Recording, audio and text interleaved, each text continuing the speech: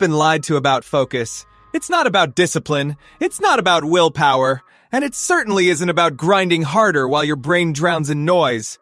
The truth! Extreme focus is a neurological state reserved for those who stop negotiating with distraction and start designing a life where it can't survive.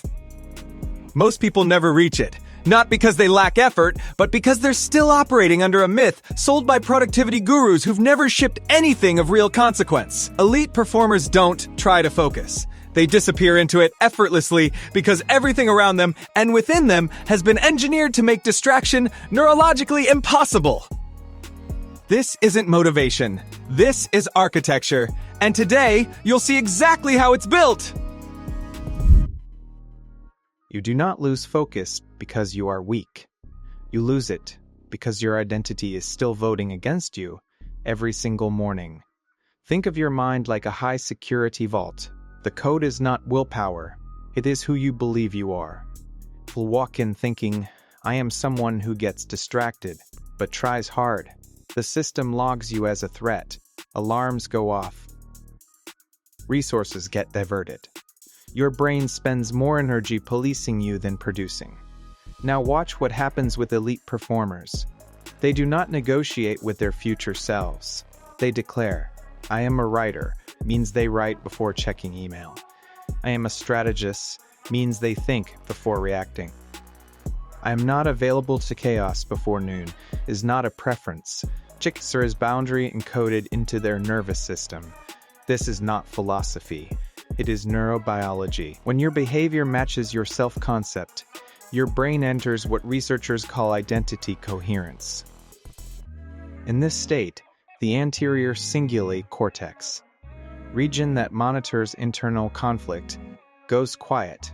No second guessing, no guilt loops, just flow. A landmark 2022 fMRI study from Stanford tracked two groups attempting identical deep work tasks.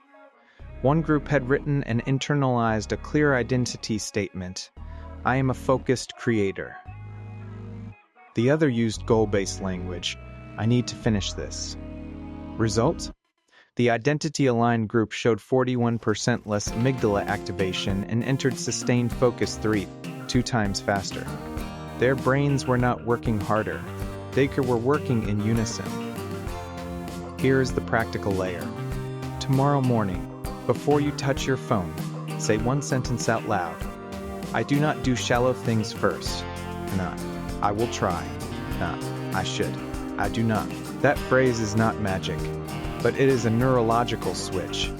It tells your basal ganglia, this is who we are now. And once that circuit locks in, distractions do not feel tempting. They feel alien. Like wearing someone else's skin. And that is how you reclaim hours without adding minutes to your day. You stop fighting yourself, start becoming someone who does not need to. But even if your identity is locked in, there is a silent thief stealing your focus before you have even opened your eyes. It does not live in your habits, it lives in your chemistry. And the top 1% do not fix it with coffee. They preload it before sleep. You do not wake up unfocused. You wake up chemically disqualified before your feet even hit the floor. Picture your brain like a Formula One car at dawn. It is not about how hard the driver presses the pedal. It is about whether the fuel in the tank is race grade or yesterday's exhaust fumes.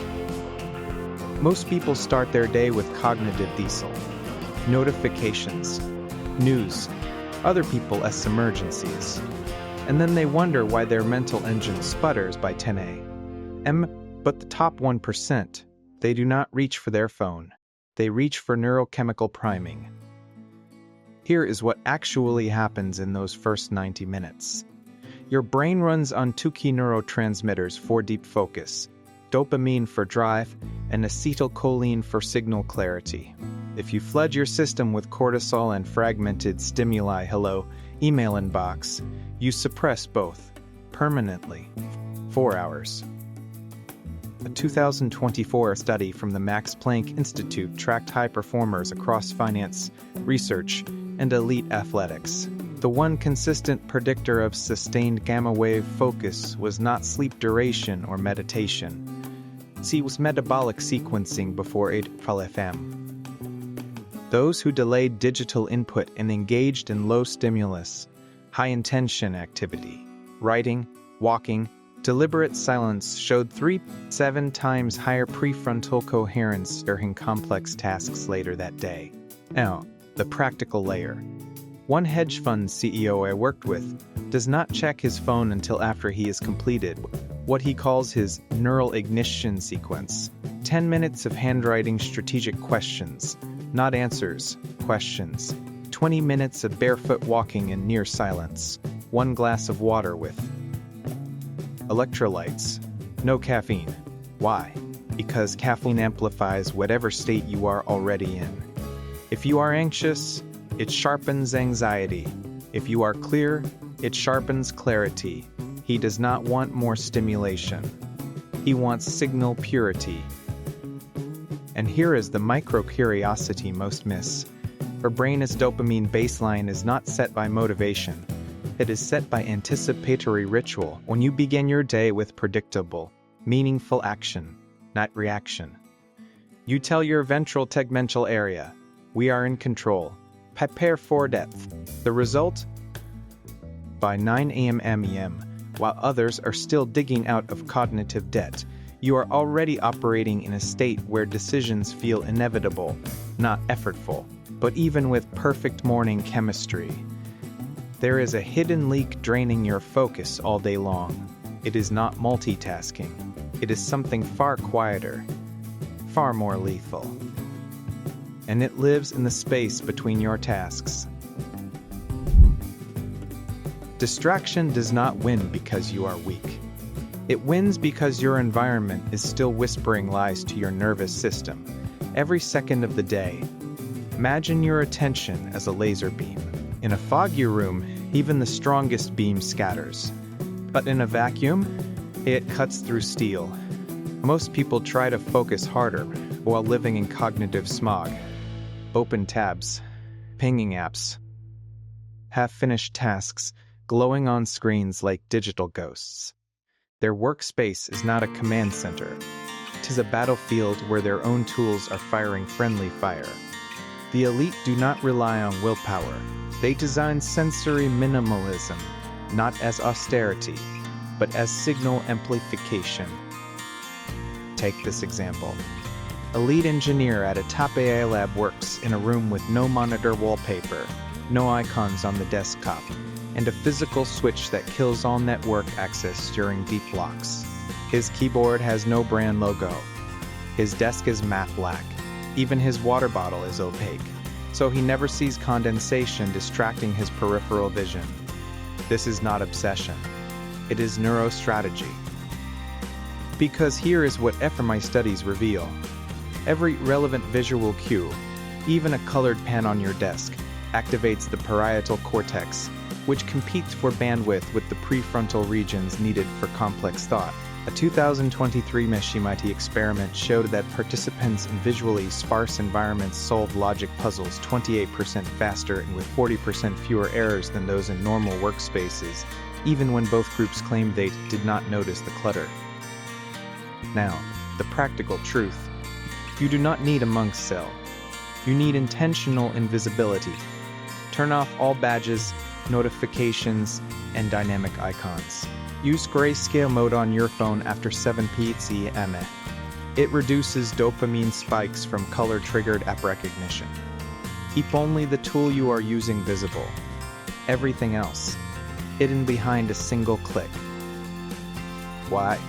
Because your brain is not distracted by noise. It is hijacked by salience, by anything that might mean threat or opportunity. And in a world of infinite inputs, everything screams. When you erase false signals, real ones emerge. Clarity is not found. It is uncovered by subtraction. And that is how you make distraction not just unlikely, but neurologically relevant. But even with a pristine environment, there is a hidden tax draining your focus every time you switch tasks. It is not the switch itself. It is the ghost it leaves behind, And that ghost has a name: focus residue. You do not lose focus when you switch tasks. You lose it after, in the invisible residue that clings to your mind like static. Think of your attention as a high-resolution lens. Every time you shift from one task to another, point after image remains, blurring the next shot before you even take it. This is not theory. It is measurable. Neuroscientists call it focus residue, the cognitive echo of a previous task that lingers in your working memory, stealing bandwidth from whatever you are doing now. Most people believe the cost of multitasking is the switch itself. But the real tax? It is the unfinished neural loop left behind. Here is what happens in your brain. When you stop writing an email to jump into a strategy doc, your prefrontal cortex does not fully release the email. Part of it stays tethered, waiting, unresolved. That fragment consumes up to 23% of your available cognitive resources, according to Dr. Sophie Leroy's landmark research at the University of Minnesota. It does not fade in seconds. It can persist for over 20 minutes. Now watch how elite performers neutralize it. A venture partner I advised used to lose hours daily bouncing between calls, deals, and deep analysis. His fix? Micro-closure rituals. After every meeting, he writes one sentence. The core insight was, before switching projects, he says aloud, "This is complete for now." He never leaves a document without typing 3 dots at the end, a visual full stop his brain recognizes as closed. These are not quirks, they are cognitive hygiene. Because your brain craves completion. The Zeigarnik effect proves it. Unfinished tasks occupy mental space disproportionately. But acknowledged closure, even symbolic, triggers dopamine release and frees working memory. Try this today. Next time you pause a task, you not just walk away. Pause. Breathe.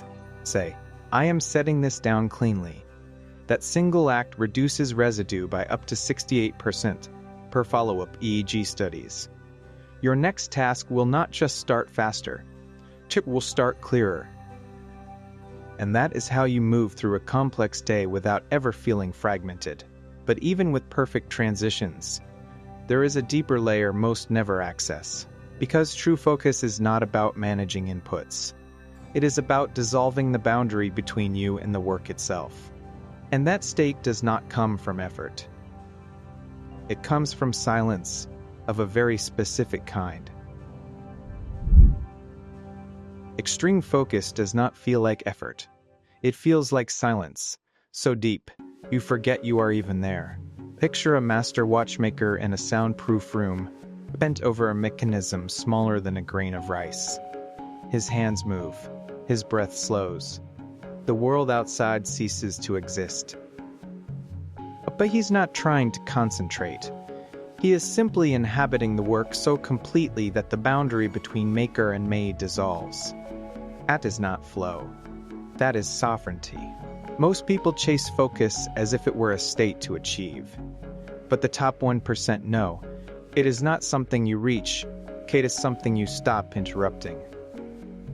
Here is the neuroscience. When elite performers enter sustained focus, their default mode network, brain system responsible for self-referential thought, worry, and mental time travel, does not just quiet down, it disconnects. fMRI scans from a 2025 Caltech study showed that during high-stakes creative or analytical work, subjects with elite output exhibited near-zero activity in the medial prefrontal cortex, seat of the narrating self. No inner monologue. No monologue. No, am I doing this right? No future anxiety or past regret. Just pure presence. Cool, precise, and utterly unself-conscious. Now, the practical truth. His state is not triggered by working harder. It is triggered by removing friction between intention and action. A novelist who has published 3 bestsellers under pseudonyms told me his secret. He never opens his manuscript until he is already seated, water poured, lights dimmed, and a single analog clock placed just outside his peripheral vision. Why? Because the moment he sees digital time, his brain re-engages with deadlines, calendars, the external world. The analog clock? It only tells him now. He is not avoiding distraction. He is designing a sensory corridor where only the work can exist. And here is the micro-curiosity. Your brain does not need more stimulation to focus deeply. It needs less identity noise. When you stop performing productivity and start embodying purpose, focus stops being a battle, becomes your natural frequency. The result? Decisions feel inevitable. Ideas arrive whole.